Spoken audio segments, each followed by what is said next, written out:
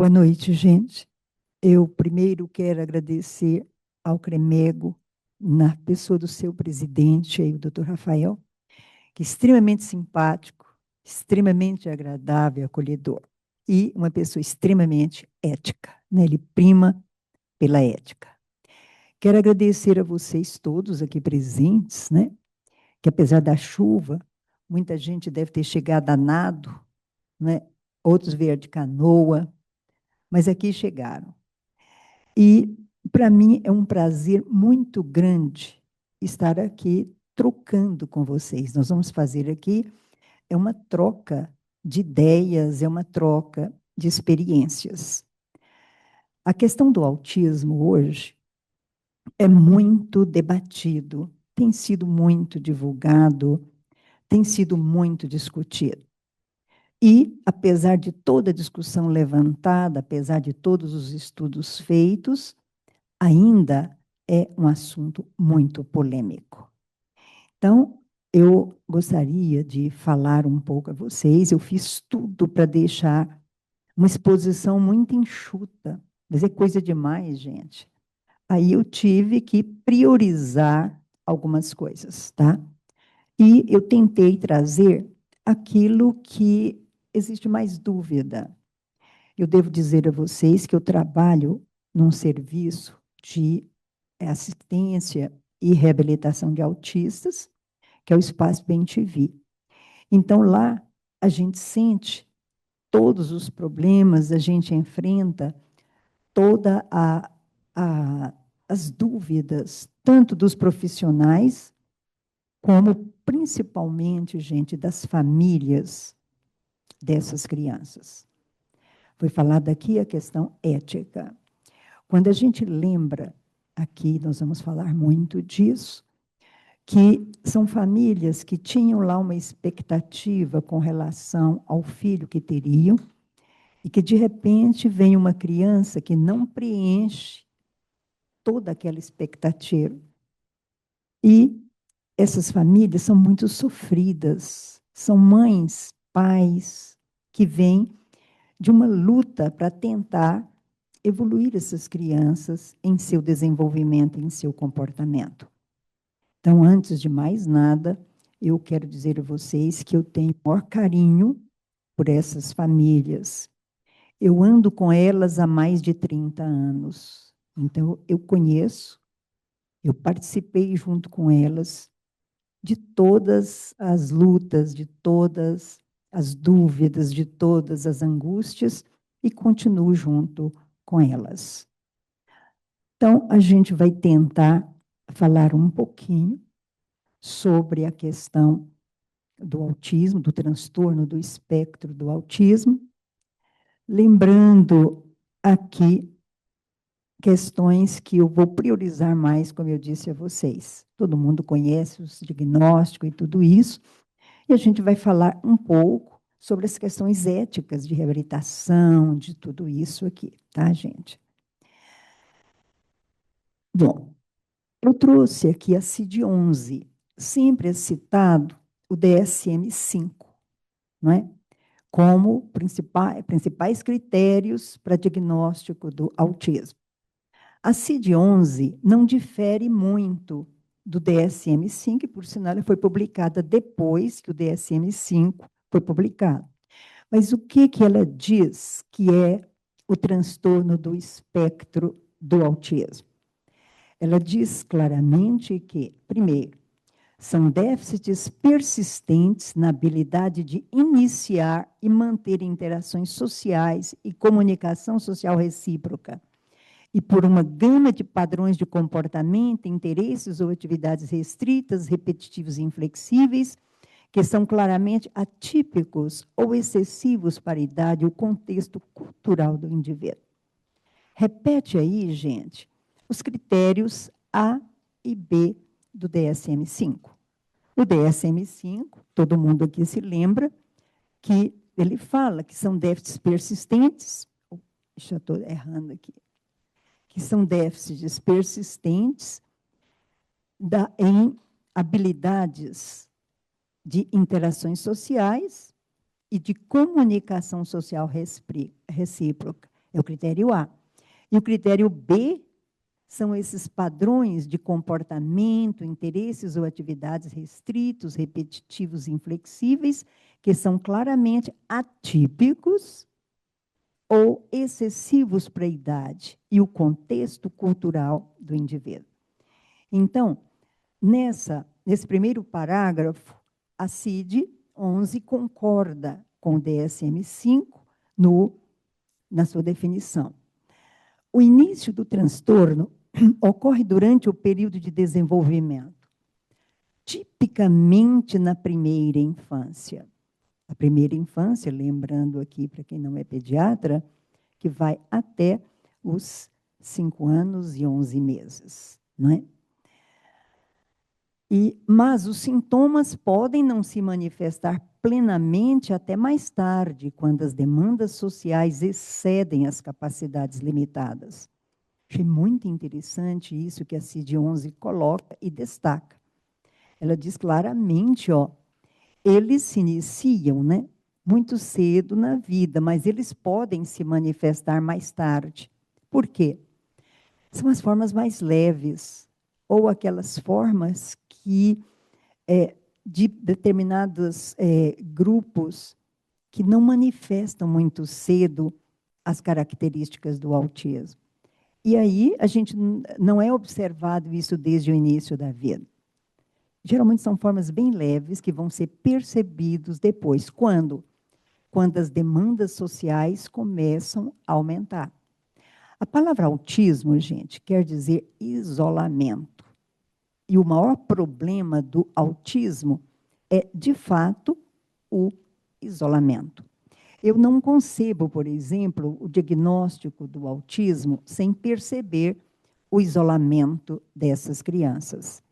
E lembrar que o autismo também foi um sintoma na esquizofrenia, por exemplo, um dos sintomas da esquizofrenia é o autismo, mas é o autismo como sintoma. Aqui nós estamos falando do autismo como transtorno. Vem a seguir a CID-10 e disse assim, os déficits são graves o suficiente para causar prejuízos, gente, olha, no funcionamento social, familiar, social, educacional, ocupacional e em outras áreas importantes, e são geralmente uma característica generalizada do funcionamento do indivíduo, observável em todos os ambientes, podendo variar de acordo com o contexto social, educacional ou outro. Vejam, é preciso que haja prejuízo funcional. Hoje, existe aí o espectro do autismo. E o espectro significa que existem pessoas que têm poucos sintomas e tem pessoas que têm muitos sintomas. Mas vocês têm assistido aí inúmeras pessoas, de repente, já adultos, de repente, eu tenho um diagnóstico agora de autismo. Como que é feito isso? Como que isso se passa, né? Eu acho que esse item aí, a funcionalidade, é muito importante que a gente observe. A gente não encontra mais, gente, diagnósticos, por exemplo, de transtornos de personalidade. Às vezes é a forma de ser dessa pessoa. Às vezes ela não é autista. Mas o que vai acontecer? Nós vamos falar mais na frente que existe muito diagnóstico feito por escalas. Às vezes a pessoa vê lá uma lista de sintomas que diz isso aqui aparece no autismo, mas o diagnóstico do autismo é um diagnóstico dimensional, não é um diagnóstico categorial. O que significa isso, gente? É preciso que os sintomas sejam suficientemente intensos para dar prejuízo funcional. Porque, vejam bem, a gente conhece muitas pessoas, e às vezes nós mesmos somos assim, que não gostam muito de sair, que têm poucos amigos, que têm uma certa restrição social, mas não quer dizer que a gente seja autista. Isso é uma forma de ser. Por isso, dentro do meu diagnóstico, sempre que eu vou trabalhar com crianças autistas, eu vejo realmente há prejuízo funcional. Para mim, não. Às vezes, é apenas um traço de personalidade de determinada pessoa. E, por fim, ela diz assim, ó, os indivíduos, ao longo do espectro, existe toda a gama de funcionamento intelectual e habilidade de linguagem. Isso aí foi muito interessante que a CID colocou. A CID colocou os especificadores, essas duas características, ó, funcionamento intelectual e habilidade de linguagem. Vocês vão ver quando a CID vai discorrer sobre as diversas modalidades de transtorno de espectro autista, ela vai se basear muito exatamente nisso, no funcionamento intelectual e na habilidade de linguagem. Vindo aqui a classificação da CID, dá para a gente ter uma ideia como foi. Eu achei muito inteligente isso, gente. Ela codifica, né, o autismo como 6A02. Depois põe assim, ó, 6A02.0 é o transtorno do espectro do autismo sem deficiência intelectual e com comprometimento leve ou ausente de linguagem funcional.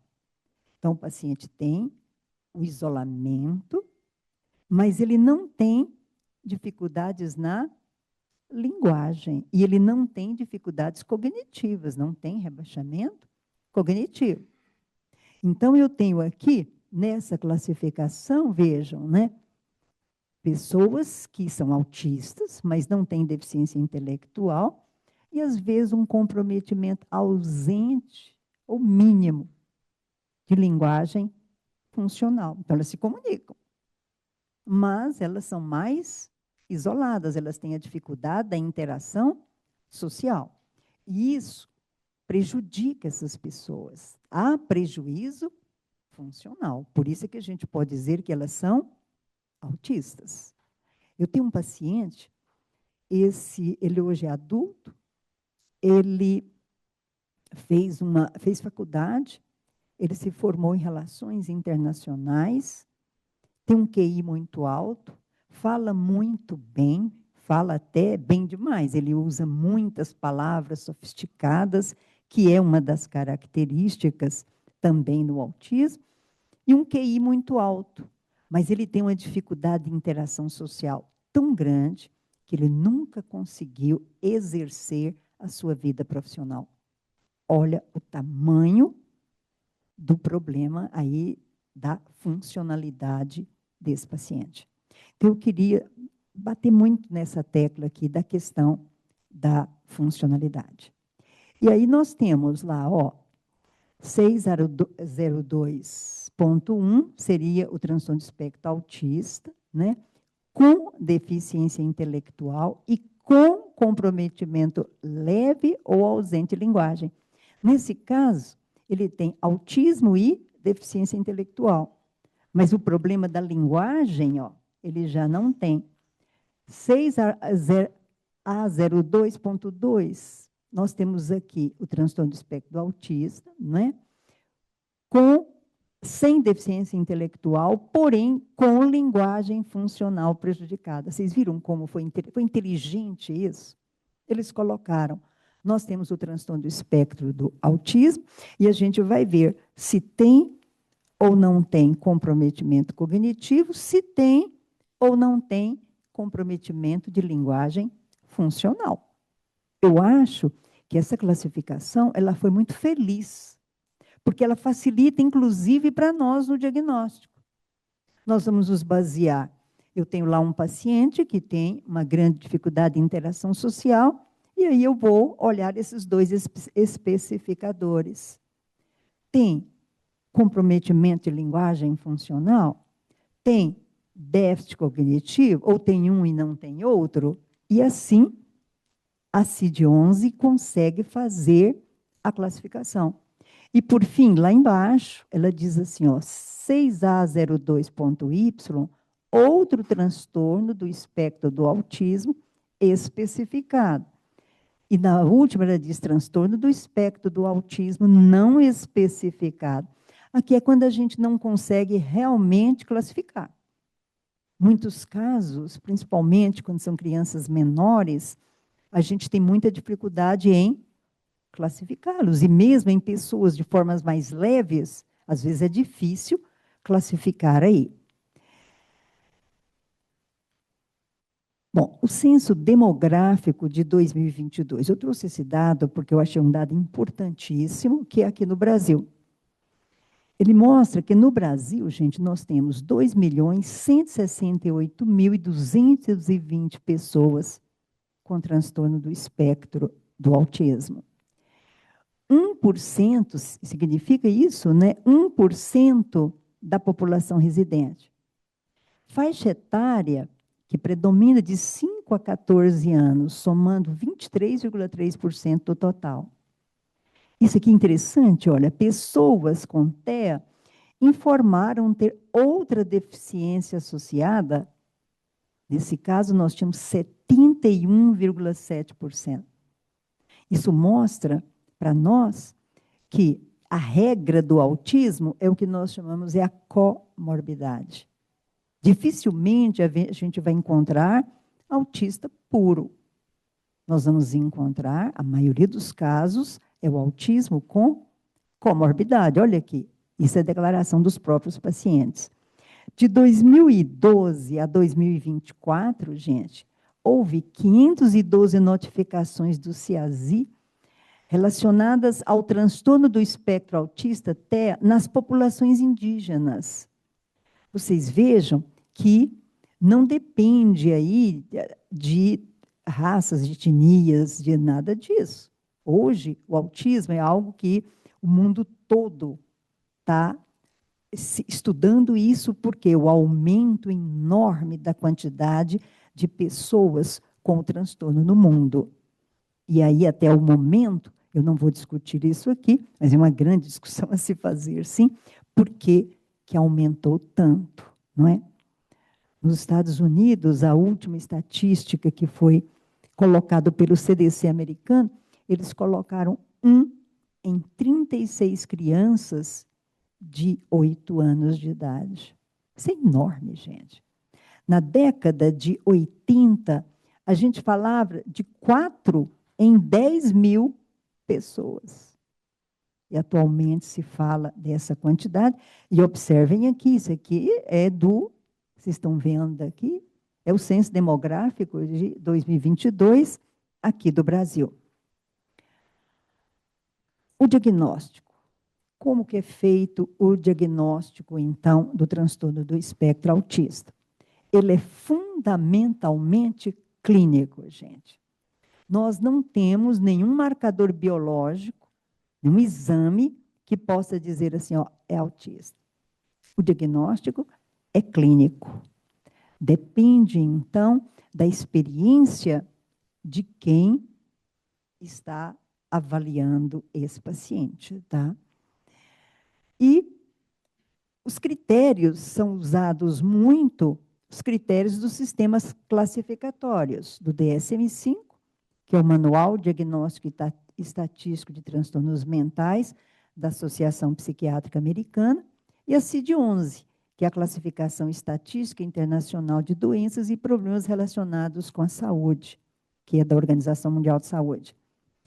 Eu acho que a gente tem que prestar muita atenção no que a CID diz, porque é o que nós usamos aqui como sistema classificatório. Ferramentas auxiliares. Aqui está um dos grandes problemas. Nos auxiliam no diagnóstico as escalas, não é? Agora, eu fiz questão de colocar aqui, gente, ó, escala não faz diagnóstico. Escala é um auxílio que a gente tem. E, ultimamente, o que a gente tem visto? O diagnóstico sendo feito por escalas.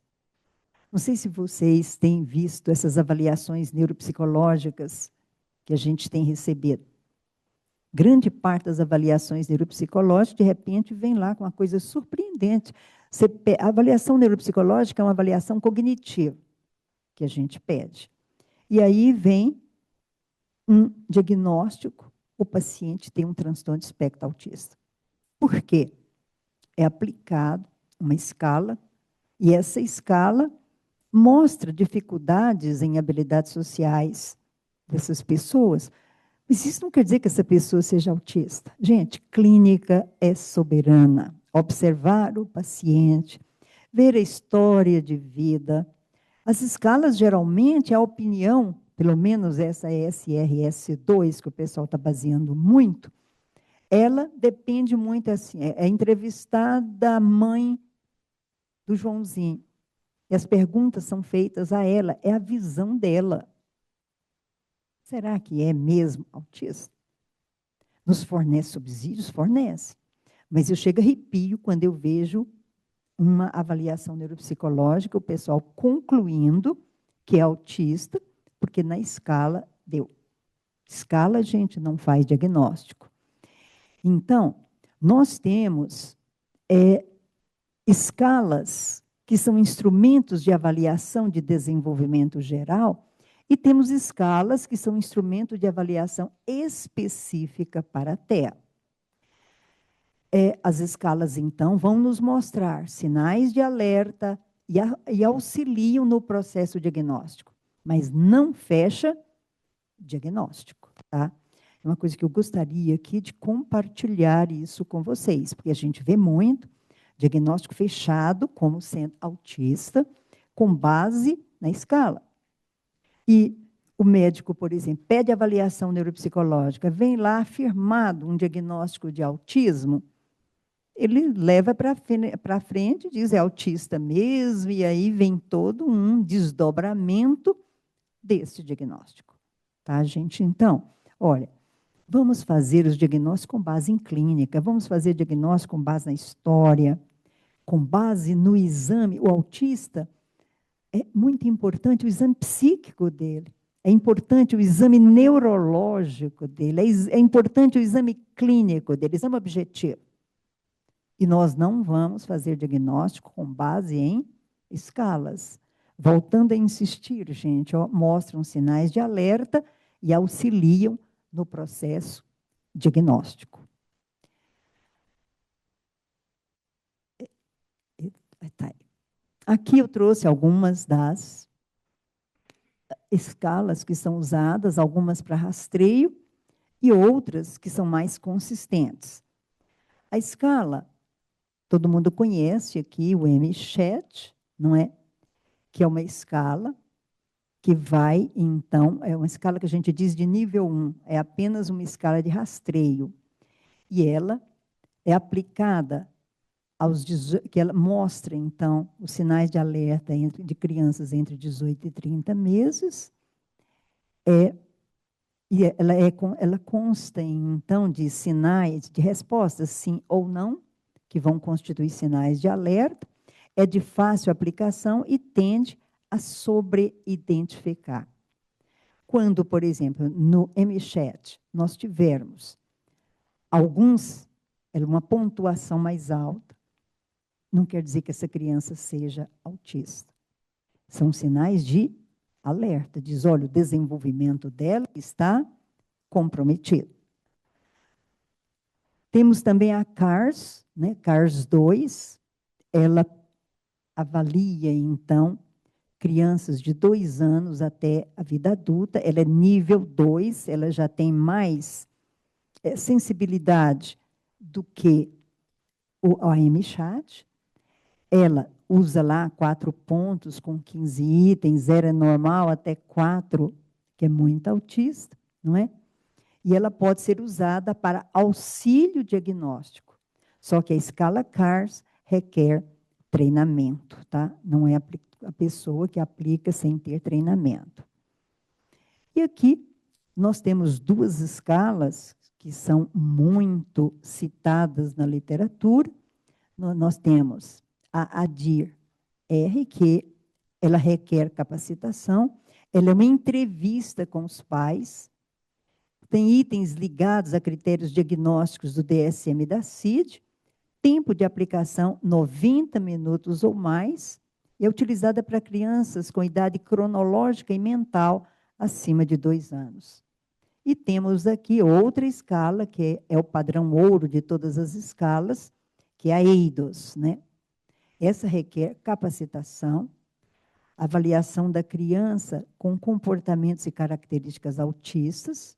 Ela completa aqui a DIR R, porque essa aqui, gente, é uma entrevista com os pais, e essa aqui é a avaliação da criança.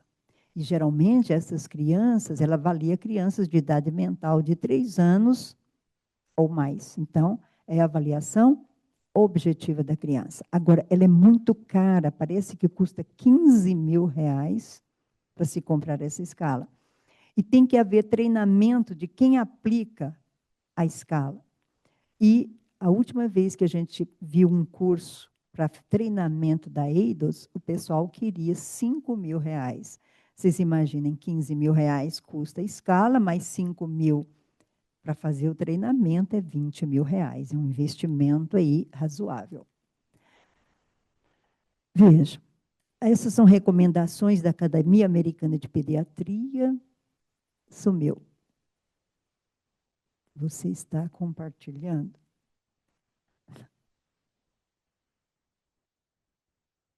Tá aí. Da Academia Americana de Pediatria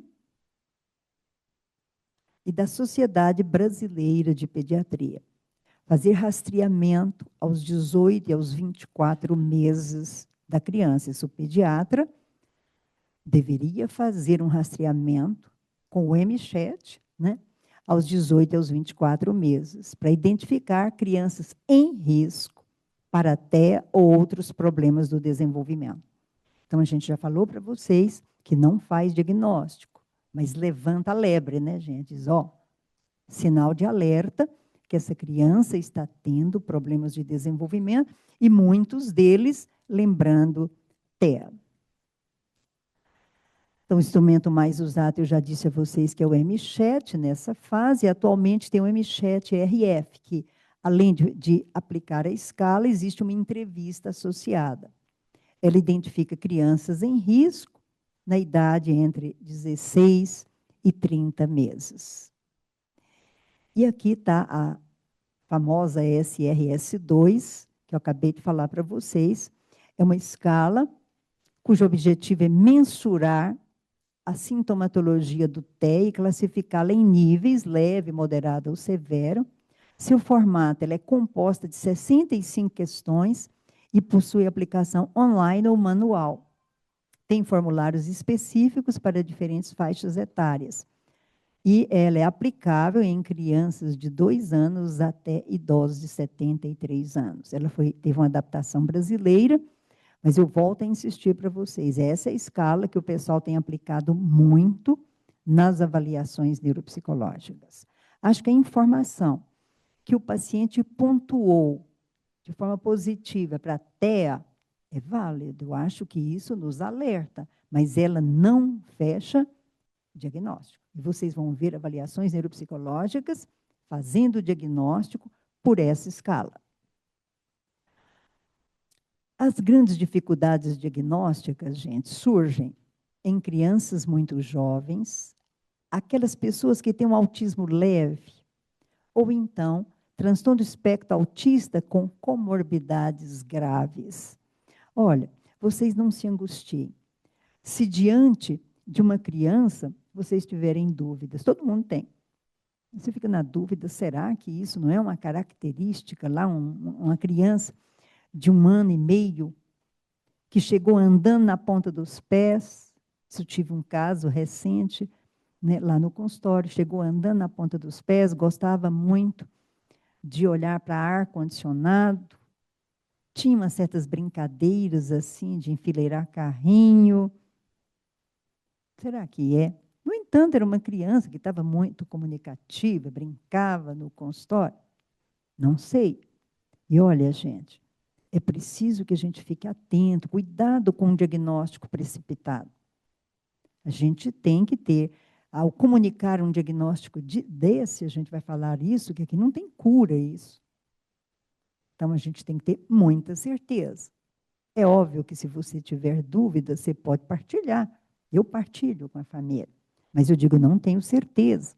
Tem algumas características, mas vamos esperar. E se tem algum tipo de atraso, intervir. Não esperem para intervir. O pecado não é não fazer diagnóstico. O pecado é não intervir. Não faz mal nenhum. O que estimulação pode fazer mal a uma criança? Nenhum. Se a gente tem dúvida, estimulem, tá, gente? Não se preocupem muito com o fato de não ter fechado o diagnóstico.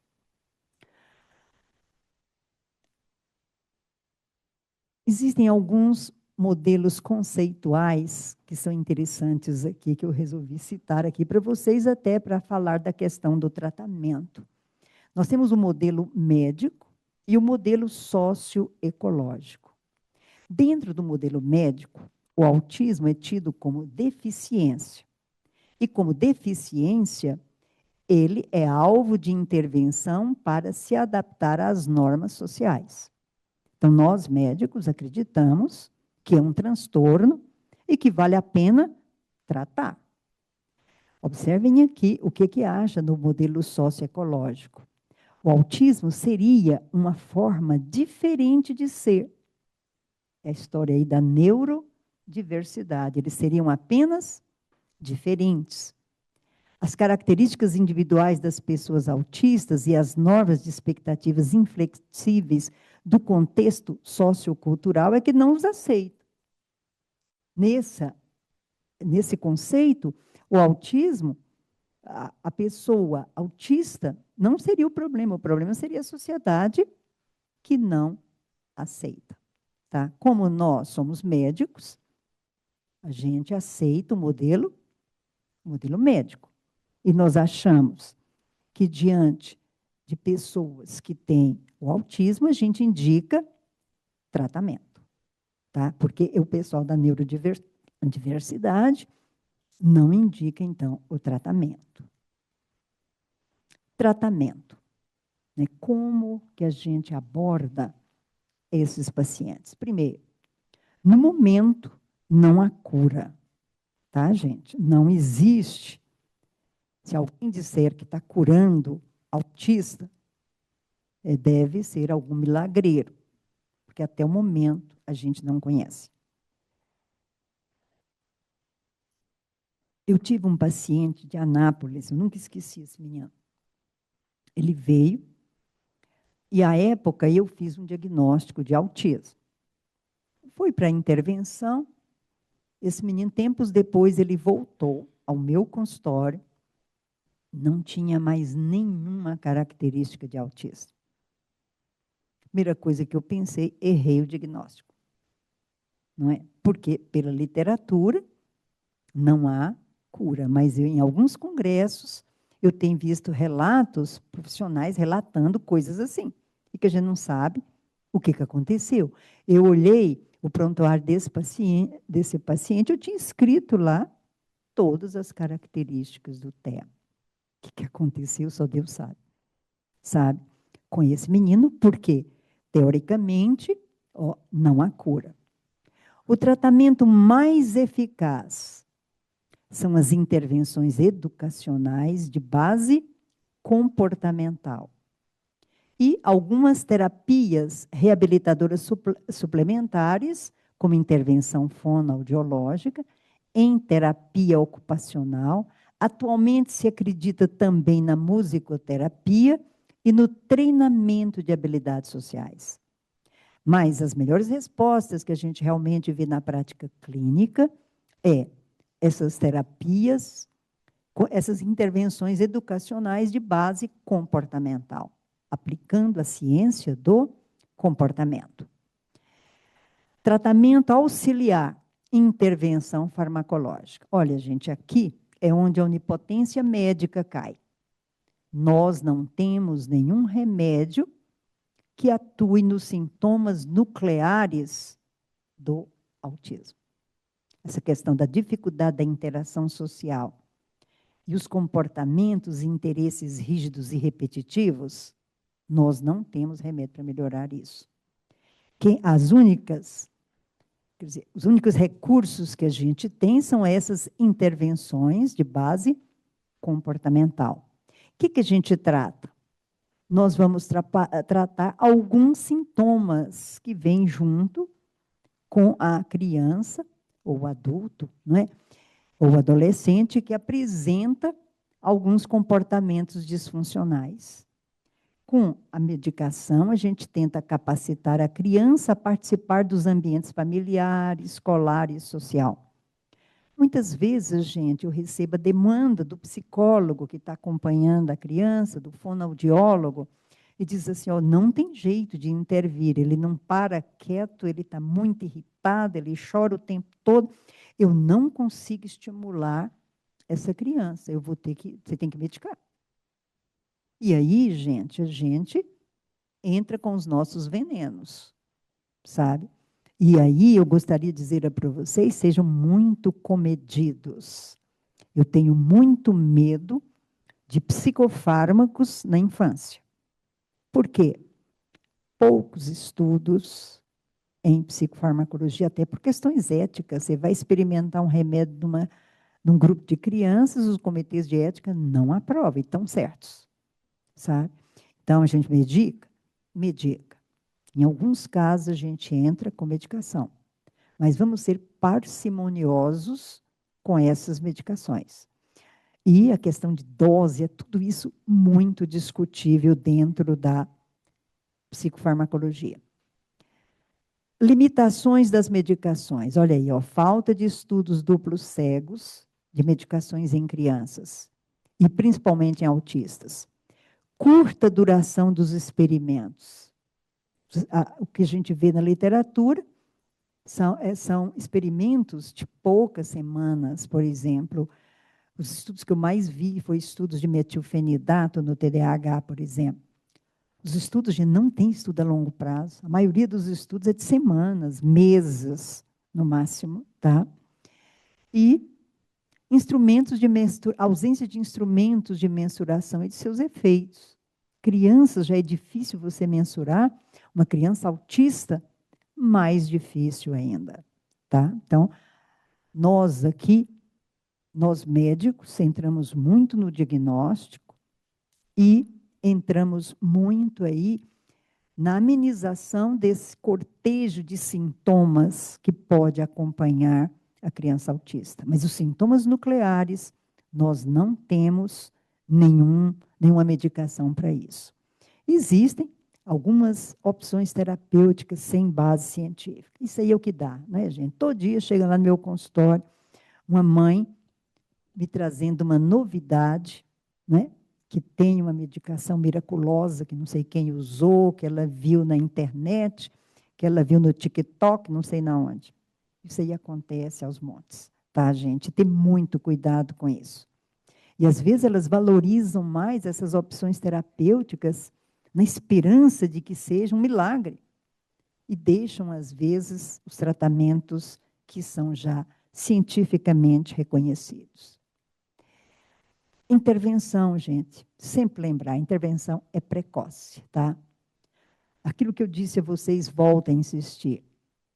Suspeitou? Inicie a intervenção. Não aguardar diagnóstico formal. E o maior impacto, gente, é antes dos 5 anos de idade, por quê? É o momento de maior plasticidade cerebral. Não quer dizer que depois não tenha plasticidade. O cérebro é plástico a vida toda. Só que nessa fase, ele é muito plástico. Ele é capaz de se modificar por influências ambientais, tanto a nível de sinapses, a nível de espinhas dendríticas, a nível de ramificação axônica, tá? Então, vamos lembrar disso. Tratamento, então, gente, precoce, a gente já disse, individualizado. Nós estamos diante de um espectro. Cada criança é única aí. Não existe, gente, uma fórmula mágica que trata toda criança com autismo. E aí eu vejo uma coisa interessante. Aparece uma criança com autismo, o pessoal não tem dúvida. Coloca psicólogo, fonoaudiólogo, terapeuta ocupacional. Será que todas as crianças precisariam desses 3 profissionais? A gente viu que tem crianças que não têm comprometimento de linguagem. Será que ela precisa da fonoaudióloga? Entenderam, gente? Então, o tratamento tem que ser individualizado. Segundo, tem que ser intensivo. E aí, quando a gente fala em intensivo, é que vem o grande equívoco, né, gente? Esse intensivo é sempre tomado assim. O paciente tem que ficar lá na clínica o dia inteiro. Não. A criança tem que ser tratada lá no ambiente terapêutico, lá na casa dela e lá na escola. Senão, gente, é pior do que uma hospitalização em hospital psiquiátrico. Essa criança fica o dia todo. Como é que vai ser isso? Essa criança não convive com família. É uma coisa assim impensável e a gente vai mostrar algumas coisas para vocês aqui sobre isso. Os objetivos gerais do tratamento é maximizar a funcionalidade. Vocês viram que a gente bateu muito aí na questão da disfuncionalidade. Então, nós vamos tentar atingir a maior funcionalidade possível, promover a independência da criança e melhorar a qualidade de vida. Se a criança se torna mais funcional, há uma melhora na qualidade de vida da criança e da família toda. Isso aí é um efeito dominó. Objetivos específicos: aprimorar o funcionamento social e as habilidades lúdicas. Aprimorar as habilidades de comunicação. É interessante isso. Tem criança que tem fala, mas ela não comunica. Eu tenho uma paciente, hoje ela está mocinha. Quando ela era menor, gente, é uma memória fantástica. E aí, ela assistia os vídeos e ela decorava todos os diálogos dos vídeos. E aí, quando a mãe ia repetir o vídeo, antes que o personagem falasse, ela já ia repetindo tudo que iria falar. Só que não tinha funcionalidade. Ela não conseguia se comunicar. Apesar dela ter um repertório fraseológico enorme. Ela chegava no meu consultório e falava, e falava, e falava, e falava, só que não comunicava. Então, a pessoa se comunica pela linguagem falada, mas nós nos comunicamos também pela linguagem gestual, não é, gente? E quando a gente fala da dificuldade de comunicação do autista, não é só na questão da linguagem falada, em todas essas formas de comunicação, da linguagem não falada também. Diminuir comportamentos disfuncionais ou negativos. Tem crianças autistas que têm comportamentos muito difíceis. Crianças muito inquietas, crianças muito irritadas, às vezes até agressivas. Outro dia chegou uma mãe no meu consultório, gente, com o braço quebrado. E o que aconteceu? Foi ele. E o que essa mãe me disse, gente? Essa me chocou. Ela me disse, olha, doutor, eu vou matar esse menino e vou me matar em seguida. Isso acontece muito nesses consultórios. E se a gente for analisar, gente, pensem nessa mãe.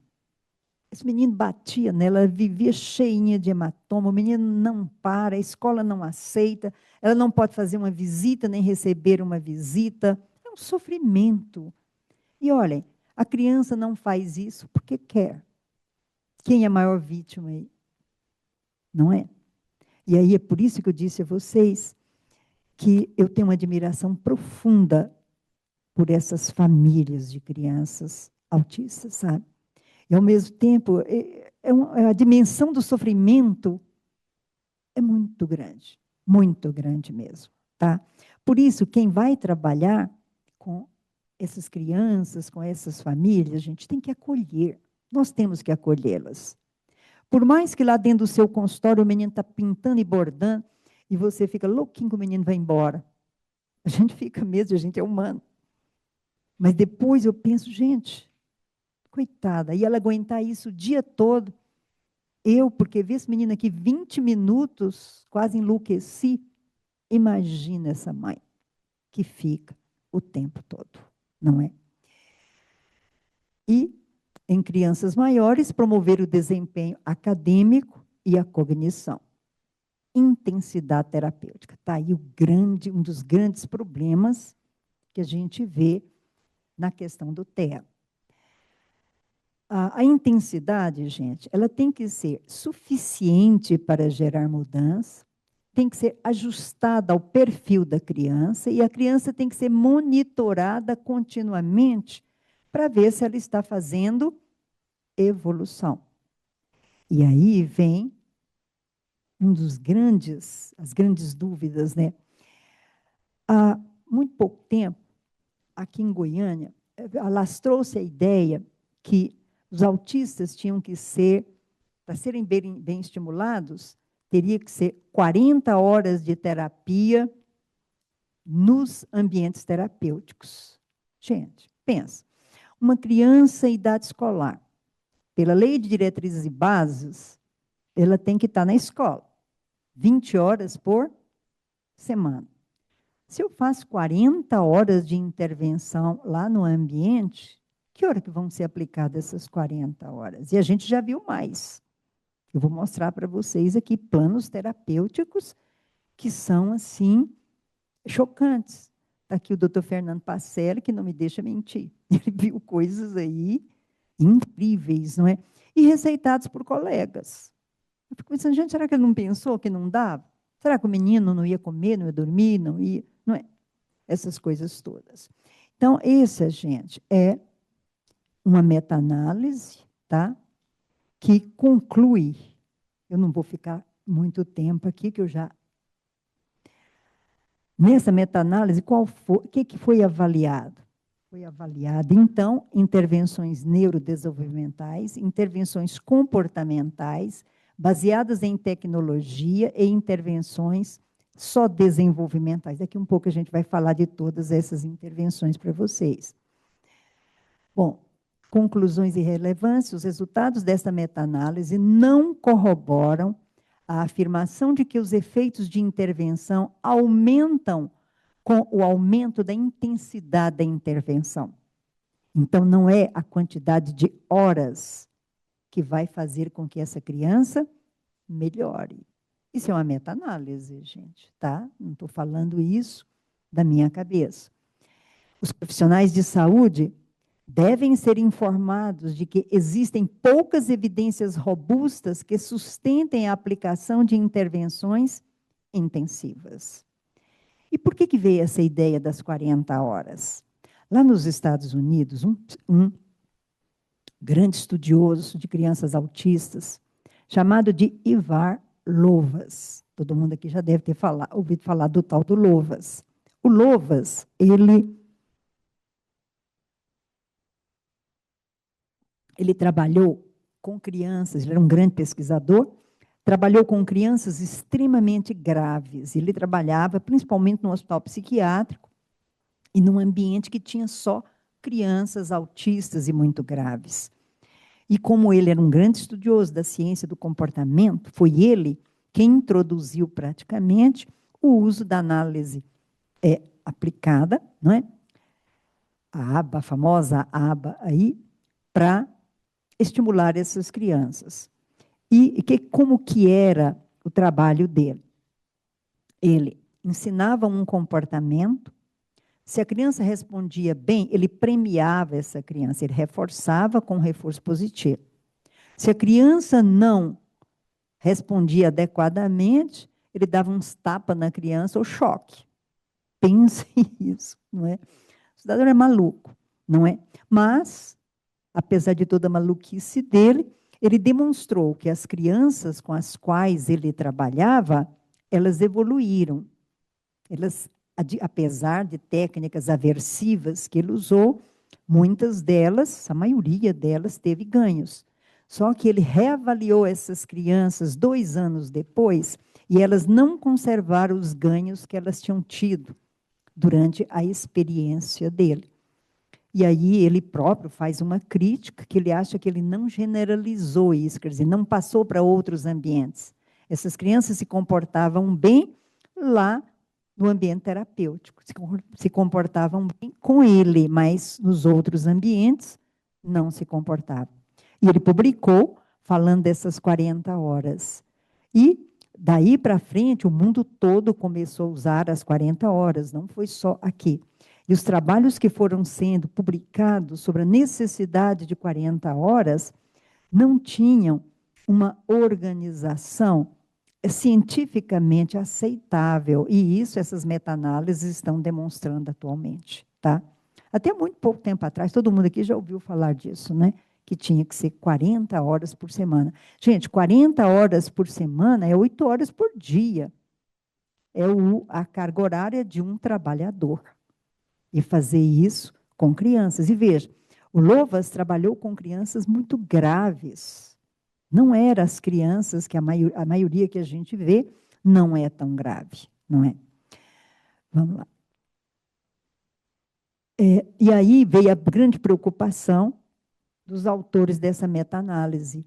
Disseram o seguinte: privar as crianças de tempo para se envolverem em outras atividades como descanso, recreação e convívio com familiares e membros da comunidade. Se ela tinha uma carga horária muito extensa, ela tinha essa privação. Isso aqui é interessante, ó, que eles perceberam na sua pesquisa que alguns adultos autistas relataram que as intervenções de alta intensidade que receberam na infância foram prejudiciais. Há muitos depoimentos de adultos autistas que foram intensamente estimulados e que têm essas queixas. Esse outro estudo é um estudo extenso também. Ele é uma revisão abrangente sobre intervenções não farmacológicas para crianças autistas de até 12 anos. Qual foi a conclusão? Qual é a quantidade ideal de intervenção? As evidências científicas sobre a quantidade ideal de intervenção são inconsistentes e escassas. As recomendações devem ser individualizadas dentro de uma estrutura de prática baseada em evidências para a tomada de decisões.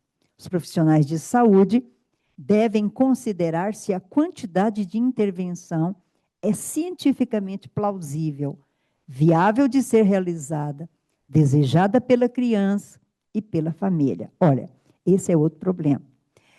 Se hoje, por exemplo, a criança tem lá, ele é autista, foi encaminhada para intervenção. A gente vê uma queixa muito grande, gente, das famílias. É muito frequente mãe solo nessas famílias. A mãe que cuida sozinha das crianças. E aí ela tem que trabalhar.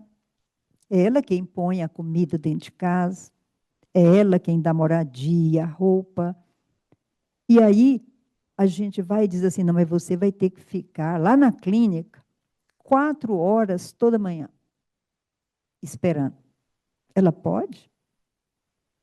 Muitas pessoas que chegam lá no Espaço Bem-TV, muitas mães falam, olha, tem que reduzir, eu não posso, eu vou perder meu emprego, e se eu perder meu emprego, quem vai me dar comida? Tem uma coisa que a gente tem que olhar, gente, e criar um modelo tupiniquim. É um modelo nosso, não é? Porque eu acho que o dever de tratar dessas crianças é do Estado. Só que o Estado não assumiu. E aí surgem a medicina suplementar, surge aí os planos de saúde. Os planos de saúde vieram cobrir um grande buraco deixado pelo Estado. E que, graças a Deus, eles existem, os planos de saúde, senão como é que seria, gente? Não só com autistas, falamos de saúde de uma forma geral. Aí ele diz, aí nessa meta-análise, que são necessárias mais pesquisas de alta qualidade para fundamentar as decisões com maior transparência e consistência. Isso aqui da Sociedade Brasileira de Neurologia Infantil, falado agora. Vejam aqui, gente, eles foram contundentes, ó. A exigência de que o médico, com base numa avaliação clínica, seja capaz de determinar a quantidade exata de cada abordagem terapêutica para uma variedade de pacientes, é um erro grave e desrespeito ao bom senso. Ademais, indicar o que cada terapeuta deve fazer, inclusive o tempo de duração do tratamento, é interferir na autonomia e no trabalho de cada profissional, o que leva a questões éticas relevantes. Olha, é outro problema, não é, gente? Existe aí o malfadado plano terapêutico, que caiu no nosso colo. Foi mandado para nós, médicos. Nós é que fazemos o plano terapêutico. Agora, gente, vamos fazer uma autocrítica. Qual é a condição que eu, médica, tenho para dizer esse menino precisa de 6 horas de psicoterapia? Não sei. Eu não sou psicóloga, não sou eu que aplico. Qual a condição que eu, médica, tenho de dizer assim, ó, a fono vai ter que fazer 3 horas? Não sou eu quem aplica. Com a terapeuta ocupacional, com a musicoterapeuta, com a psicopedagoga, e aí vai a equipe inteira. Então, eu acho que, para nós, inicialmente, se pensou que estavam nos prestigiando para a gente fazer o plano terapêutico. Só que vem aí equipes multidisciplinares que têm profissionais de todas as áreas, e como é que eu vou colocar regras?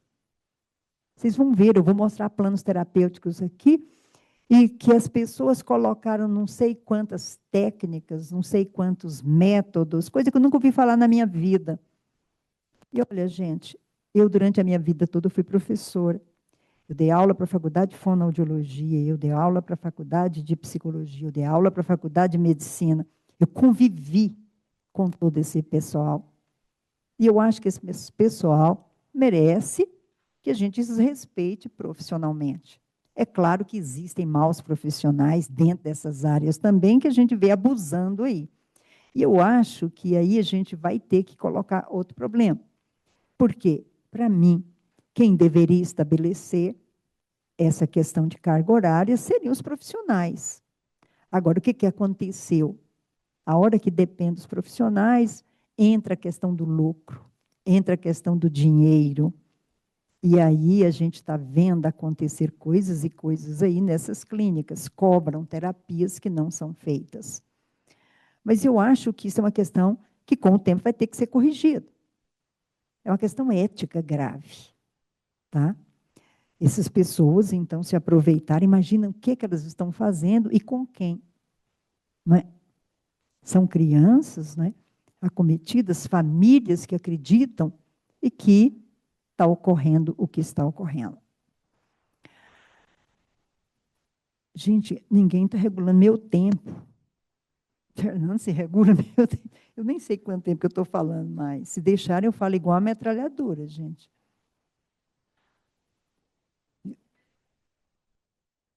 Uma hora já tinha que ter terminado, eu não estou nem na metade. Vamos lá. Modelos com evidência de que realmente são eficazes. Análise do comportamento aplicada, que é a famosa ABA, perdão. Não é? Com suas formas modernas, que a gente vai citar aqui.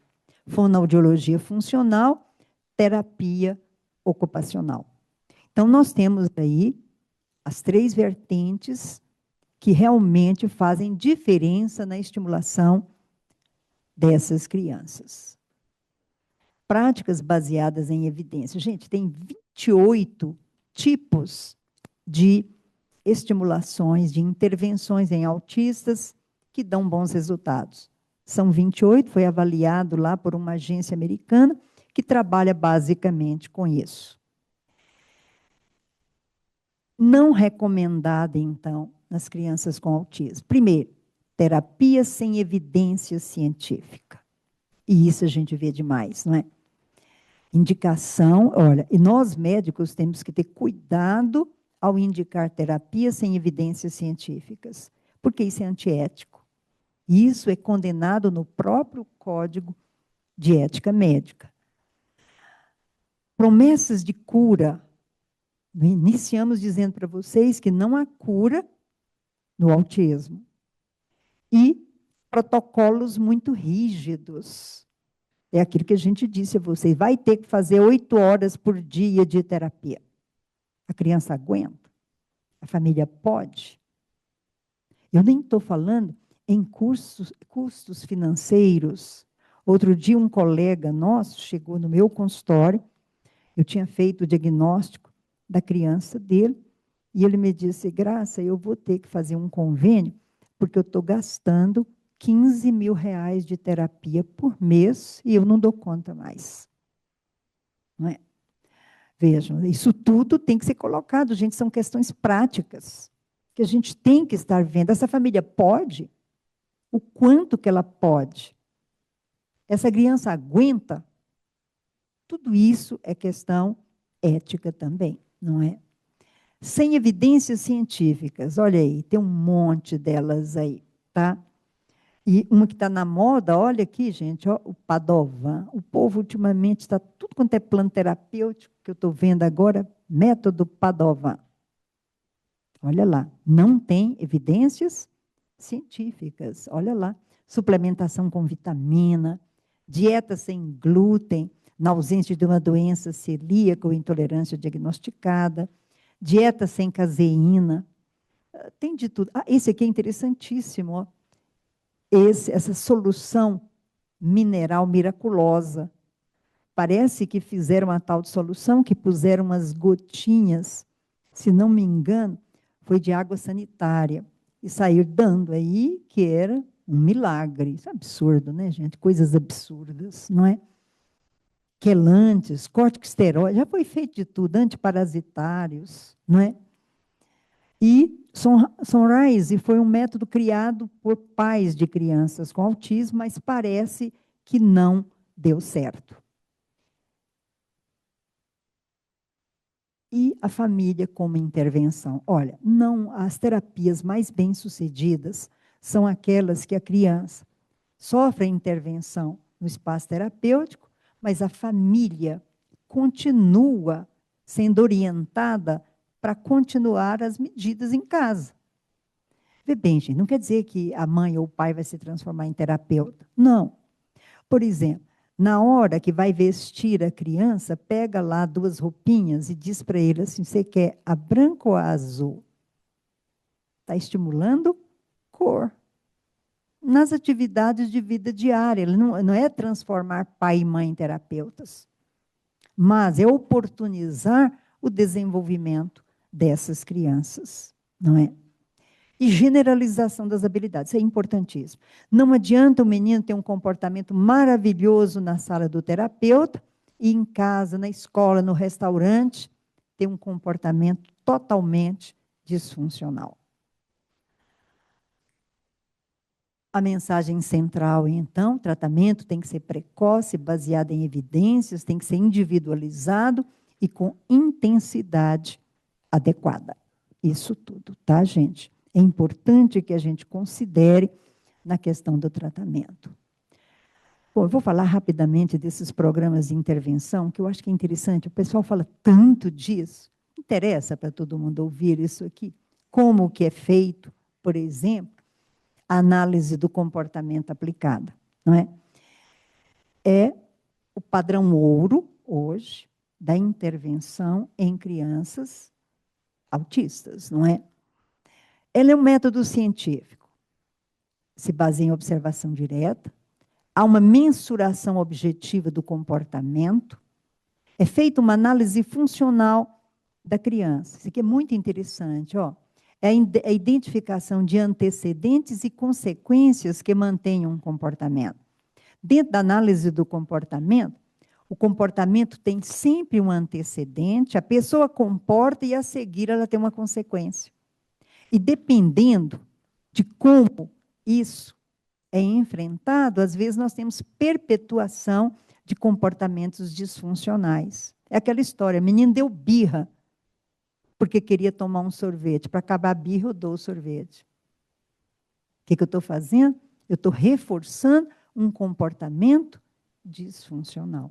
Então, dentro da análise do comportamento, sempre é feita essa análise funcional.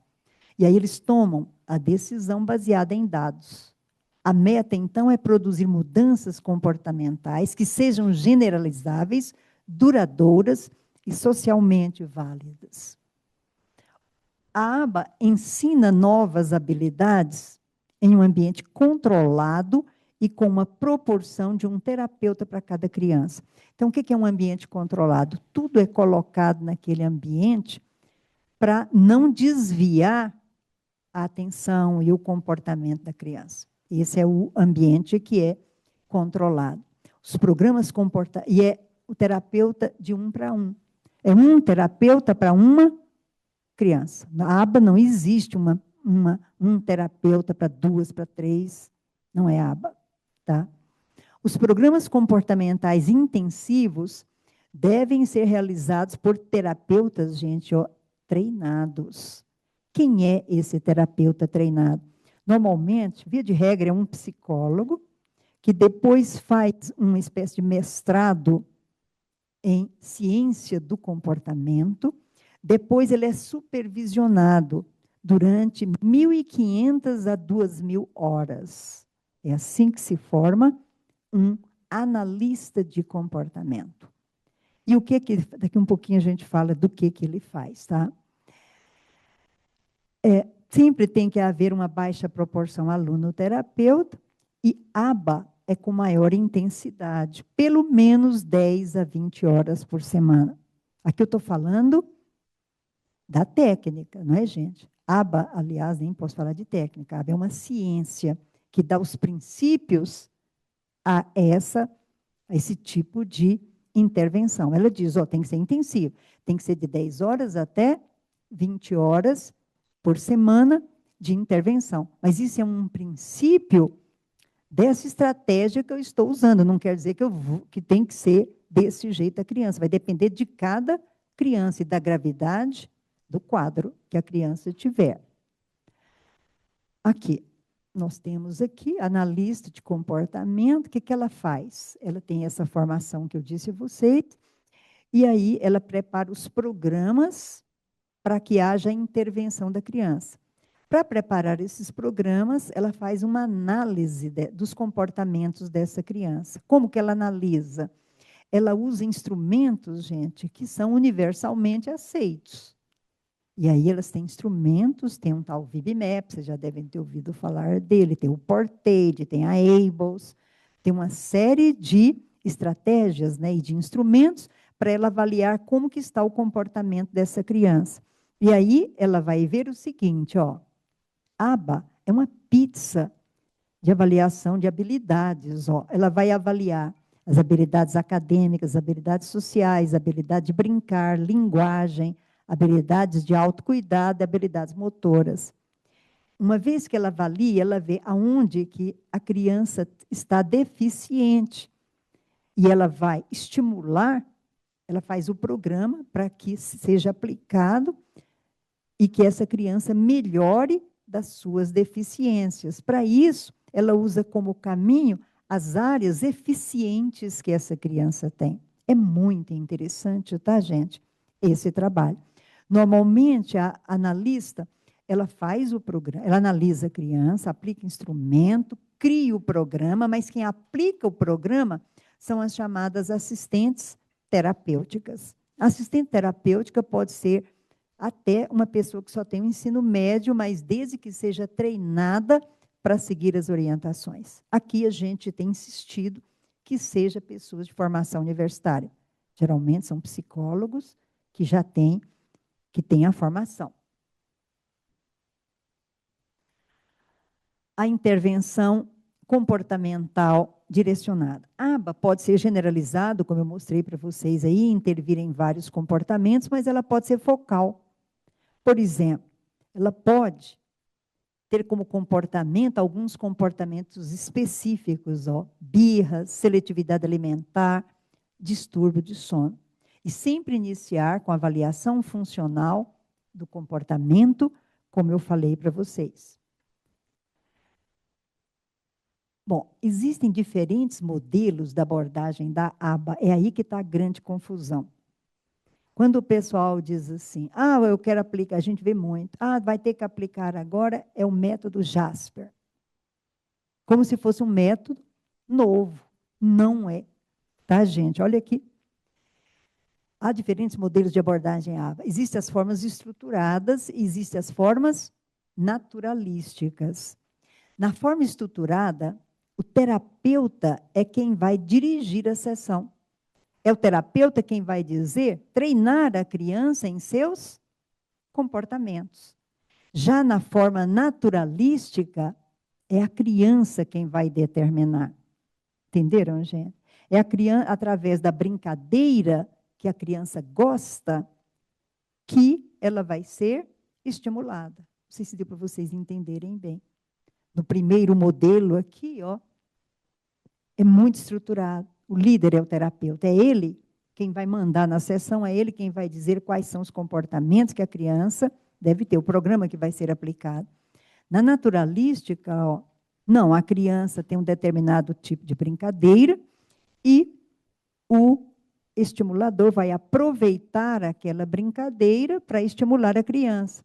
Portanto, gente, nessa forma naturalística, o ensino está dentro das rotinas e atividades naturais da criança. Utiliza seus interesses e motivações como ponto de partida. O modelo Denver utiliza os princípios da análise de comportamento e é uma forma naturalística. Nessa forma muito estruturada, ó, é aquela que foi usada pelo Lowas. Só que aqui a gente não dá choque. A gente faz, não é, um reforço positivo. A criança cumpriu o comportamento, ela pode ser elogiada, ela pode ganhar um presentinho, aí vai se reforçando, tá? Essa é chamada de ensino por tentativas discretas. E o que se aconselha é que essa forma estruturada seja indicada para ensinos de habilidades básicas. E essa outra forma, ensino de habilidades mais amplas, como comunicação social, iniciativa, motivação e generalização de habilidades para diferentes contextos. É claro que a forma naturalística é muito mais simpática, né, gente? A criança vai brincar, ela vai gostar e ela vai aproveitar muito mais. Na outra, não. Na outra é o terapeuta, é estruturado e é repetitivo, repete, repete. Eu vi uma das psicólogas aplicando isso. Ela tinha que ensinar a criança para sentar. Aí ela falava para ele, senta. Ele não sentava. Ela falava de novo, senta. E isso é estruturado, gente. Ela vai falar quantas vezes ela vai precisar falar para sentar. Se de tudo o menino não sentar, ela passa para outro programa. Aí suponhamos que o outro programa, ela quisesse dizer para ele, pega o lápis. Aí ela repete, repete, repete. Nossa, é bem complexo mesmo e difícil, tá? As intervenções naturalísticas e desenvolvimentais, chamadas, vocês vão ver muito na literatura, esse termo NDBI. São essas intervenções naturalísticas desenvolvimentais. Elas são mistas, elas utilizam o princípio da ciência do desenvolvimento e as estratégias com análise do comportamento aplicado. Então, mistura. Aí, entenderam, gente? Ela vai ensinar. Ela vai aproveitar o desenvolvimento da criança, as brincadeiras da criança, e vai utilizar estratégias de análise do comportamento aplicado. Nós temos vários modelos assim, ó. Nós temos o modelo de Denver, nós temos o PRT, que é esse tratamento de respostas pivotais, e temos Jasper. Jasper é o nome que é o acrônimo que se fez das letras iniciais, atenção conjunta, a brincadeira, o engajamento e a regulação. Cada uma delas, veja, o Denver cobre todas as áreas do desenvolvimento. O PRT concentra-se em áreas-chave específicas. E o Jasper em atenção compartilhada, engajamento e brincadeira base para o desenvolvimento da comunicação social. Vocês vejam que o PRT e o Jasper são mais focados, enquanto que o Denver pega tudo. E é muito, então, naturalístico. Só para lembrar a vocês que o modelo Denver de intervenção precoce, também chamado de ESDM, é aplicada em crianças de 12 a 48 meses, 4 anos, não é? os objetivos comportamentais dentro de uma estrutura de desenvolvimento. O trabalho é direto e individualizado com a criança e é obrigatório o treinamento para pais e cuidadores. O modelo Jasper é uma abordagem baseada também em brincadeiras, idades entre 12 meses e 8 anos, e as intervenções comportamentais direcionadas para abordar habilidades de comunicação social. A análise do comportamento aplicada foi, então, avaliada e foi feito um relatório de padrões nacionais do Centro Nacional de Autismo lá nos Estados Unidos, e eles concluíram que a intervenção comportamental intensiva teve efeitos favoráveis e foi considerada um tratamento estabelecido. Então, hoje, padrão ouro de intervenção em autistas se baseia nos princípios da análise do comportamento aplicada. Tá, gente? As intervenções, existe um outro tipo de intervenção, que são essas intervenções desenvolvimentais e relacionais. Eu acho que elas são mais relacionais do que desenvolvimentais. Ela vai ensinar habilidades individuais essenciais para o desenvolvimento, como comunicação social, relacionamentos emocionais, habilidades cognitivas. Eficácia inconclusiva. Vejam vocês, ela é desenvolvimental e relacional. Ela não aplica os princípios da análise do comportamento aplicada. Ela é muito mais estruturada na relação do terapeuta com a criança. E eu vi uma psicóloga, fez para mim uma comparação que eu achei excelente. Eu disse para ela assim, então qual que é a diferença entre o Denver e esse tipo de intervenção? Ela me disse assim, ó, nesse tipo aqui, a criança está dentro do consultório. Se um passarinho entra, aí a terapia vai basear na entrada do passarinho. Foi uma coisa espontânea naquele momento, foi um comportamento natural. Isso seria o grande modelo desses, que é o Dear Floor Time, não é? A outra, não é assim. No Denver, a gente prepararia a sala, colocaria um monte de passarinho e a gente já teria na cabeça o que a gente faria logo que a criança se interessasse pelos passarinhos. Entenderam? Ela é estruturada. Apesar de ela ser naturalística, ela tem uma estruturação. Na outra, não, vai depender se o passarinho entrar ou não. Então, o Dear Floor Time, os estudos não mostraram grandes conclusões, não há evidências científicas, pelo menos até o momento, de que seja realmente uma estratégia importante no trabalho com crianças autistas. Aqui está o modelo Dear Floor Time, que é o grande exemplo disso. Abordagem terapêutica e educacional baseada em relações, focada em interações afetivas, estruturada, então, em 3 pilares: desenvolvimento, diferenças individuais e relacionamento, visa fortalecer capacidades funcionais, socioemocionais e de linguagem através de brincadeiras espontâneas, seguindo a liderança da criança também.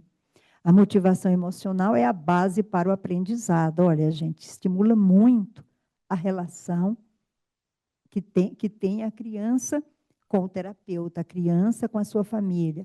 Pode ser aplicado por pais, terapeutas, todas as terapias, e professores.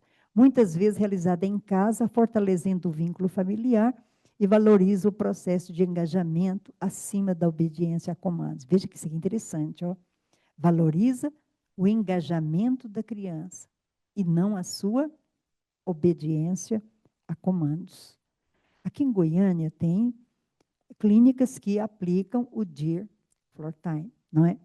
E é difícil a gente saber qual é a eficiência. O que se sabe é que na literatura, eles não têm estudos que tenham um embasamento científico que a gente possa confiar para indicar essa terapia. Eu conheço uma terapeuta aqui que faz Dear Floor Time. Ela qualquer que fosse a abordagem que ela fizesse, daria certo. É um talento, sabe, gente? Mas é o talento dela, não é o método, tá? Que ela usa. Intervenções de comunicação sempre feitas pela fonoaudióloga, terapia tradicional da fala e da linguagem, estratégias comportamentais para incentivar a linguagem. Claro que eu vou indicar a fono quando houver problemas de linguagem, que a gente viu pela CID-10, que tem crianças que não têm problemas de linguagem. Existe a estratégia de comunicação aumentativa e alternativa, com sistemas de figuras, de troca de figuras, de gestos, linguagem gestual, sistema de comunicação eletrônica, recursos visuais, com horários visuais, quadros e opções. A terapia ocupacional, que tem uma importância grande na estimulação, que vai estimular as habilidades adaptativas, né, gente, e motoras finas. Vai estimular toda a funcionalidade da criança, o vestir, o calçar, o comer, aquilo tudo é mais do terapeuta ocupacional. Isso aqui é interessante, gente, ensaios randomizados controlados por placebo não comprovam a eficácia da terapia de integração sensorial isoladamente na melhora dos sintomas do TEA. Tem sido muito indicado aí nos planos terapêuticos a integração sensorial. E aqui vocês estão vendo que não tem tanta base científica. Lá naquela lista das intervenções que tem respaldo científico, foi citado essa integração sensorial, tá? Que são outros estudos. Mas aqui ficou muito contundente isso aí, não é, gente?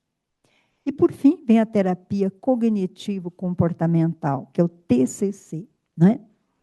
O TCC, gente, já é aplicado em crianças maiores e é importantíssimo que ela tenha um QI acima de 70, melhor que seja bem mais acima, porque a pessoa vai identificar problemas de pensamento e de comportamento e, via terapeuta, vai reestruturar isso tudo. Então, é preciso que a criança tenha uma certa compreensão. Muito indicada em comorbidades psiquiátricas, como transtorno de atenção, ansiedade, desregulação do humor. Tem dado muito bons resultados, mas são crianças geralmente maiores, geralmente adolescentes. Outras abordagens com evidência mista ou complementar, a musicoterapia, por exemplo. Ela pode melhorar a socialização, comunicação e reduzir a ansiedade, mas evidências ainda menos consistentes que ABA ou TCC.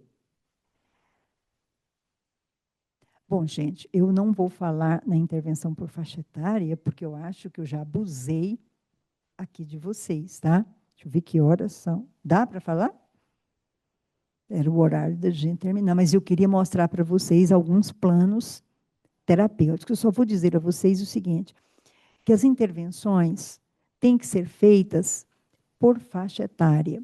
Por exemplo, a primeira infância, a intervenção é mais intensiva, ó, e a duração é de 2 a 4 anos, com uma intervenção estruturada. Então, até 5 anos, a carga horária é maior, tá? Na idade escolar, já vai diminuindo, porque o que acontece? O que a gente vê na prática é que, normalmente, a criança começa lá com uma carga horária e a família é orientada que deve ser mantida essa carga horária o tempo todo. Não, gente, tá? Ela é mais intensa quando a criança é menor e, na medida que a gente pode, a gente vai diminuindo a carga horária. Na adolescência também, ó, a terapia não é obrigatória para todas, às vezes já adquiriram, né, as habilidades que eles poderiam adquirir. E olha, isso é importantíssimo de lembrar, que a gente tem que ver o potencial dessas pessoas, qual é a capacidade que ela pode chegar. Às vezes eu estou diante de um autista que tem uma comorbidade com a deficiência intelectual, de uma forma muito grave. O que eu quero das minhas intervenções? Eu quero que ele, pelo menos, fique competente nas atividades de vida diária. Por exemplo, que ele aprenda a se vestir, se calçar, sentar numa mesa. Porque esse paciente não vai adiantar muito eu querer ensinar ele a ler, escrever, isso tudo. Esse aqui é o grande equívoco, sabe? E claro, gente, eu entendo as mães, elas que gostariam que esse filho evoluísse como todos os outros. Só que ele não tem uma base para chegar lá. Então a gente vai ver, vai trabalhar com ele para ele ter a maior independência funcional.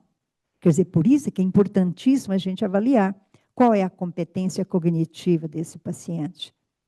O paciente não vai adquirir tudo que a gente gostaria e que a família também gostaria, mas ele vai melhorar. Todos melhoram. Não melhora o tanto que a gente quer. Tá? Tudo depende da potencialidade de cada um. Agora, o que não pode é não deixar de estimular. Tem que estimular, tá, gente? Eles podem adquirir menos, mas eles adquirem algumas coisas.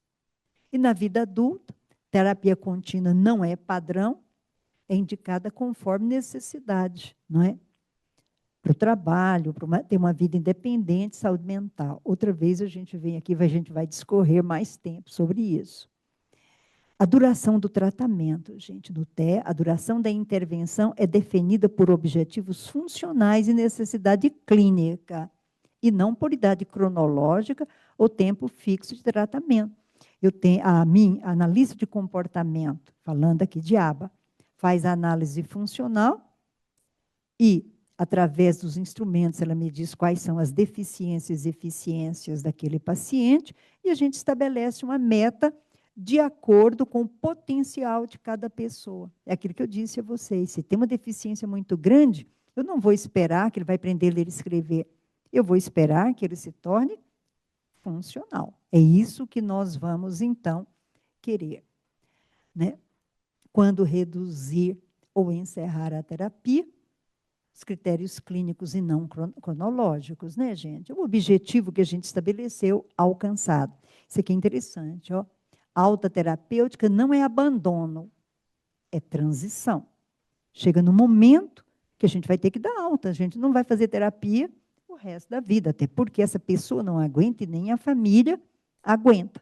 Então, a gente tem que traçar quais são os objetivos com essa pessoa. A terapia medicamentosa, não vou falar para vocês. Agora, os absurdos que a gente vê aí na prática. Olha aqui, gente. Primeiro, os planos terapêuticos que a gente tem visto são colocados técnicas repetitivas. Por exemplo, métodos que se baseiam nos mesmos princípios são o prompt, PECs, multigestos, boquinhas, tudo, gente, o princípio é o mesmo. E aí a gente vem um plano terapêutico dizendo que tem que ser aplicado o PECs, o multigesto e boquinha no mesmo paciente. Eu vou mostrar aí para vocês. Métodos baseados na aba. Para o mesmo paciente, é indicado, então, o Denver, o TIT, o PECs, a aba naturalista. Um mesmo paciente. Que você está aplicando, está uma redundância de técnicas, não é? Técnicas contraditórias, às vezes princípios contraditórios, aplicar aba, perdão,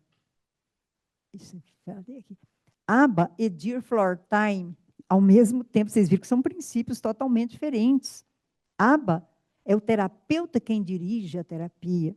Dear é a criança quem dá a tônica da terapia. Então, como é que eu vou fazer para conciliar isso tudo?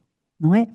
E no Dear Floor Time, se baseia muito no relacionamento. A aba tem princípio, quando eu aplico Denver, por exemplo, que é um método naturalista, eu tenho lá, é um método naturalista, mas existe uma certa sistematização ali na orientação terapêutica. Não pode misturar. Terapias inadequadas, idade do beneficiário. Olha, eu recebi uma criança de 1 ano, o pessoal pedindo psicopedagogia. 1 ano. Técnicas avaliativas, confundidas com método de avaliação. Protea é um método de avaliação. Avaliação neuropsicológica é avaliação. Terapia alimentar, a nutricionista não faz terapia, ela faz geralmente são avaliações e orientações quanto ao cardápio, não é? Carga horária semanal, aí é que está o maior problema, que vem cargas semanais estratosféricas. Olha aqui, isso aqui foi feito, uma foto do plano terapêutico, por isso que está desse jeito. Olha lá, gente. Psicologia. Aí ela coloca psicóloga com certificação e especialização no método ABA. ABA não é método, ABA é uma ciência. No mínimo 20 horas semanal.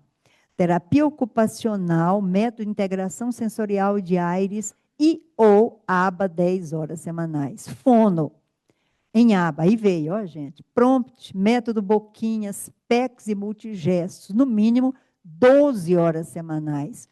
Psicomotricidade, especialista em aba, 4 horas semanais.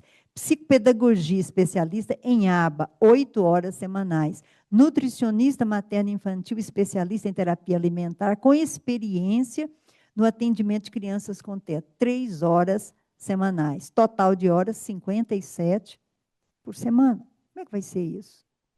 É impossível isso aqui, tá, gente? E coitada das mães, porque se não aplica, elas ficam com culpa. Elas dizem, nossa, foi indicado 57 horas e eu só estou conseguindo fazer 10. E aí, além dela ter um filho com problema, ela ainda se sente culpada. Aliás, o histórico do autismo, gente, foi uma série de erros. Lá no início, o Kanner dizia que a criança era autista porque a mãe sonegava afetos. Não sei se vocês leram isso. Era a mãe geladeira. Depois, o tal do Asperger, que tem o nome da síndrome, não sei se vocês sabem, ele se integrou ao nazismo e aquelas crianças mais graves, ele levou tudo para a câmara de gás. Ele sacrificou milhares de crianças autistas. E, por fim, veio o Loovas, com a história dos choques. Pelo menos a intenção do Loovas era melhorar. Agora, o Asperger, a gente acha que deveria ser, graças a Deus, veio o espectro do autismo, não tem mais o termo síndrome de Asperger. Tá? Vou mostrar outro aqui para vocês. Eu não vou mostrar todos, tá, gente? Esse aqui misturou todo. Olha lá. Psicologia infantil, 20 horas semanais em ambiente domiciliar e em ambiente clínico, com aplicação ABA, método POD, o PRT, a resposta pivotal, que é ABA, né? Denver, repetição de coisas. Eu fico pensando, aonde que esse médico, nós todos aqui estudamos medicina, somos médicos, nós aprendemos esses métodos lá na faculdade? Não aprendemos, gente. Isso aqui é coisa dos especialistas, do psicólogo, do fonoaudiólogo, do terapeuta ocupacional. É ele que sabe disso. É uma coisa absurda nós estarmos colocando aí coisa que a gente não sabe o que é. Acho que eles não sabem o que é, porque está tudo, vocês estão vendo? Como que a pessoa indica aqui? Olha aqui, o PRT e Denver é a mesma coisa, é o mesmo princípio. Não pode se aplicar, é uma redundância isso aí, certo? E aí, se vocês vão ver, olha o que ele diz aqui. Além da aplicação de instrumentos para avaliação do desenvolvimento atípico, sendo o protocolo VIBMAP e o guia curricular e sistema de rastreamento de habilidades usado para ajudar e orientar as instruções de linguagem, habilidades críticas e outros indivíduos com transtorno. Tudo, gente, não tem lógica o que escreveram aqui, tá? E aí manda aplicar outros instrumentos, a ABLS básico, a ABLS avança. Essa pessoa não sabe o que ela escreveu. Totalmente ilógico, totalmente psicótica essa escrita aqui. Não dá para entender o que essa pessoa está querendo, tá? Aí, olha a carga horária, 26 horas semanais. Ele até que foi mais comedido, só escreveu mal. Esse aqui indicou 13 horas, mas olha lá, terapia ocupacional, método Bobat, avança, isso é para autista, tá? Método Bobat, todo mundo sabe aqui, que é muito aplicado com crianças que têm problemas motores, a menos que essa criança tivesse também problemas motores, mas não tinha, tá? A gente conhece o caso. E aí, método Bobat, terapia ocupacional, método Bobat avançado, integração sensorial, método Bloomberg, não sei nem o que é isso. Método TOT, terapia orientada à tarefa, integração sensorial de Ares e Snoezelen, 4 horas semanais. Fisioterapia, 2 horas semanais, sendo a intervenção mais adequadas. O conceito neuroevolutivo de Bobat avançado, integração sensorial, método de Bloomberg, DMI Therapy e terapia orientada à tarefa, TOT, de forma intensiva, musicoterapia, 3 horas semanais, com formação no método de Bloomberg, de treinamento rítmico. Psicopedagogia, 2 horas, psicomotricidade, 2, totalizando 13 horas semanais. Algum de vocês, todo mundo aqui, ou é médico, ou está fazendo medicina. Vocês ouviram esses métodos na faculdade? Gente, eu tenho séculos de profissão. Não sei. Dei aula nessas faculdades, todas que faz essa formação. Isso é algo que é do profissional, não é meu, isso é intervenção, isso é antiético. A gente não pode fazer isso, gente. Por favor, se vocês virem alguém fazendo, aconselhem. Fala, não faz isso, não. A impressão que eu tenho é que foi de ouvido, né, gente? Se perguntar lá para um, sei lá, um psicoterapeuta, um fonoaudiólogo, não sei como que chegou a isso aqui. Isso aqui é terrível, né? Olha aqui. Psicoterapia ABA com treinamento de habilidades sociais, 5 horas por semana, individual, com a terapeuta supervisora por tempo indeterminado, profissional e certificada em ABA e Denver, fonoterapia e tudo. Essa pessoa, a gente conhece muito as indicações dela. Tivemos a curiosidade de olhar as indicações dela e descobrimos que é cópia de relatórios que são feitos em um determinado serviço de São Paulo. Nem originalidade tem, não é? Aqui outro exemplo. Olha, esse aqui é total 40 horas, gente. Ó. São crianças que são autistas, não é? Eu gostaria, para finalizar, de dizer para vocês, se vocês puderem dar uma olhada nesse texto da Sociedade Brasileira de Neurologia Infantil, tá? E um dos autores é o nosso Hélio van der Linden, aqui, que é nosso neuropediatra, e ele participou da confecção dessas recomendações e orientações para o diagnóstico, investigação e abordagem terapêutica. Gente, está um primor. Pegue na internet, tem, vocês entrem lá no site da Sociedade Brasileira de Neurologia Infantil, está é um texto assim, para mim, foi um dos melhores textos que eu já li. Ele está conciso, ele está objetivo e ele, uma linguagem simples, escrita em português, o que está bem mais simples, né? Esse aqui é fantástico, é do professor Francisco Assunção, não sei se o pessoal conhece, um das maiores, talvez a maior figura da psiquiatria infantil do Brasil, e esse livro é recomendação da Associação Brasileira de Pediatria, de Psiquiatria, perdão, vale a pena. E essa linha de cuidados para pessoas com transtorno do espectro autista, está na internet, é do Ministério da Saúde, foi publicada agora em 2025, é muito esclarecedor. Então, quem quiser, peguem esses textos, leiam, porque vale a pena, tá, gente? Eu me desculpo por ter ultrapassado o horário. Se vocês quiserem fazer uma discussão, eu ainda tenho gás. Alguém quer fazer alguma pergunta, quer fazer alguma colocação? Aqui, gente, é democrático. Quem tiver favorável ao que eu falei, tudo bem. Quem tiver contra, por favor, levante e argumente.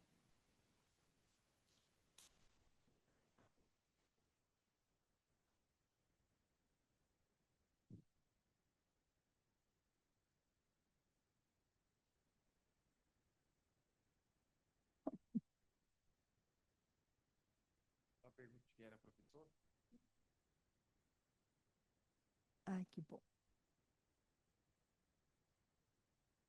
Se queria fazer alguma colocação, faz para nós a experiência que é bom.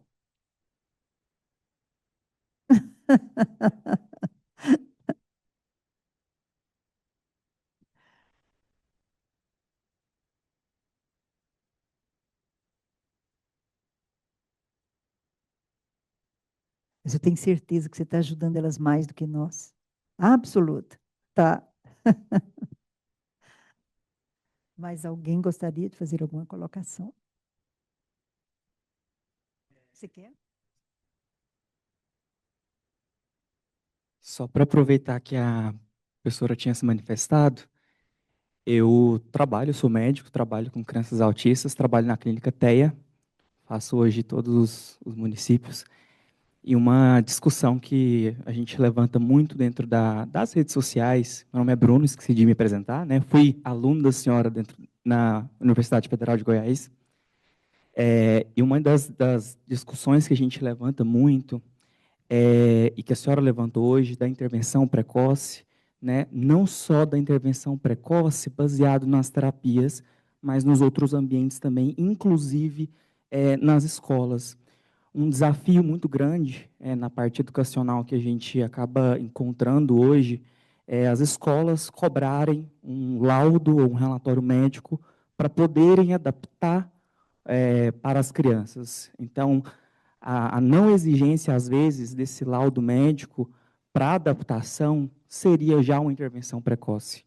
Porque nem sempre a gente vai ter um laudo, já vai ter um diagnóstico fechado numa primeira, numa segunda consulta, e a gente não abandonar essas crianças, né? Não esperar, não nos basear num laudo para a gente poder fazer uma adaptação curricular pedagógica, um plano de ensino individualizado, para que aquela criança tenha acesso, para que aquela criança possa, de fato, estar na escola. Então, acho que essa é uma colocação muito importante, é uma discussão que a gente levanta muito nas discussões e que eu acho que vale a pena a reflexão.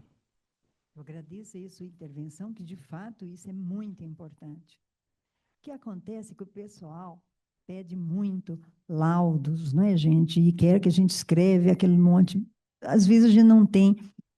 Primeiro, a gente não chegou a uma conclusão. Segundo, é um termo errado, a gente faz um relatório médico, não é? Não, eu tenho escolas que ainda pedem para mim assim, o que a gente tem que fazer com esse paciente? O que você aconselha que seja feito com ele, não é?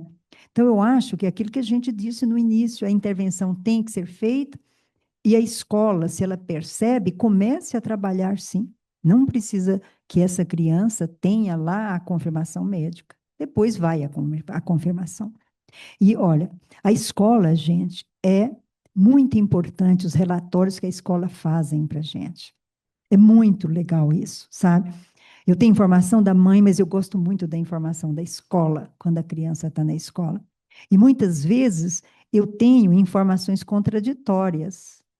Eu vejo a mãe com o olhar dela me dá um relatório, a escola me dá outro. E aí eu tenho que olhar essa criança, e é o que eu disse para vocês: avaliar a criança, fazer o exame clínico da criança, exame psíquico, gente. A diferença entre o neurologista e o psiquiatra é que o neurologista se baseia muito na história e o psiquiatra no exame psíquico, tá? Então, exame é importante, exame objetivo da criança. Sente no chão com a criança, não é? Eu, apesar da idade, eu ainda sento no chão. A hora que eu levanto, o joelho dói, mas eu levanto. Então, tem que avaliar a criança de uma forma mais lúdica, mais. Tem criança que não. Imagina, o autista, a maioria não é verbal. Você tem lá uma criança não verbal, como é que você vai entrevistá-lo? Você tem que avaliar com os recursos que a gente puder, tá? Boa noite.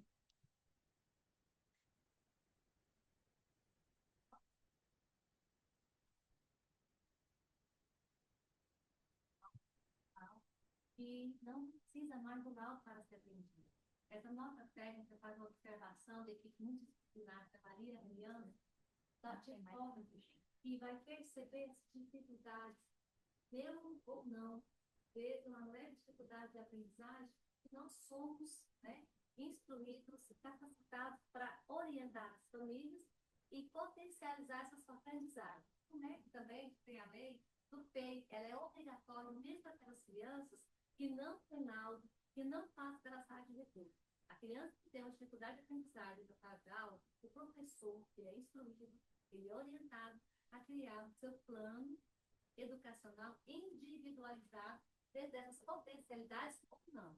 Para quê? Para a gente poder potencializar essas habilidades que ele possui naquele momento. Então, hoje, pelo menos dentro da rede, isso é obrigatório. Então, quando, né, tiver o ancião da escola particular, né, que vai exigir, sei lá, parece que tem essa lei de 2014. Então, a gente pega muito para não deixar ninguém de fora desse atendimento. Só para sim, só que na prática clínica, a gente vê esse lado totalmente diferente. A gente é muito cobrado, precisa do laudo, precisa do apoio, precisa ter um diagnóstico. O benefício para ela de ter esse laudo, né, a gente esclarece muito para as famílias. Desculpa, tá, doutor, tomando esse espaço? Não, eu acho que você tem mais é que falar aqui para nós. A gente está aprendendo com você.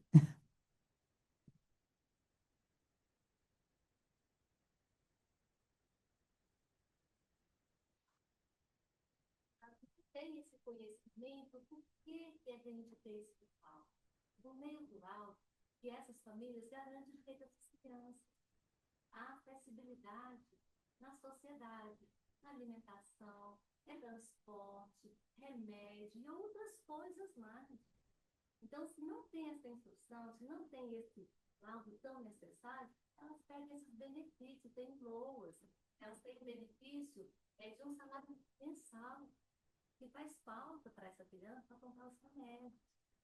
Nós sabemos que isso é direito delas, mas também é dever do Estado, né? Estado. Então, assim, isso é preciso explicar. E isso o consultório precisa puxar, olha, vamos ter sim, mas tem um prato. Não se faz um laudo com 10, 20, um mês, e vai. Isso se você tiver um plano de saúde suficiente. E se você ainda for pelo estudo ou não vai estar mais anos e anos. Eu tenho criança que atende, faz de curso, desde o primeiro ano, já sai foi para o 6º ano. Esse professor é orientado para sempre trabalhar de uma forma como ela vai aprender. Vai aprender dentro da potencialidade dela, dentro do tempo dela. Ela vai aprender a direito dela. Então, a gente peca muito, a gente sempre nos faz com isso. Olha, tem que buscar sempre. Perfeito. E eu acho que essa integração, saúde, escola, todo mundo é muito importante. E a minha fala inicial foi no sentido de não precisamos inicialmente de um papel para garantir o direito da criança ser não precisa defendê-las. Perfeito.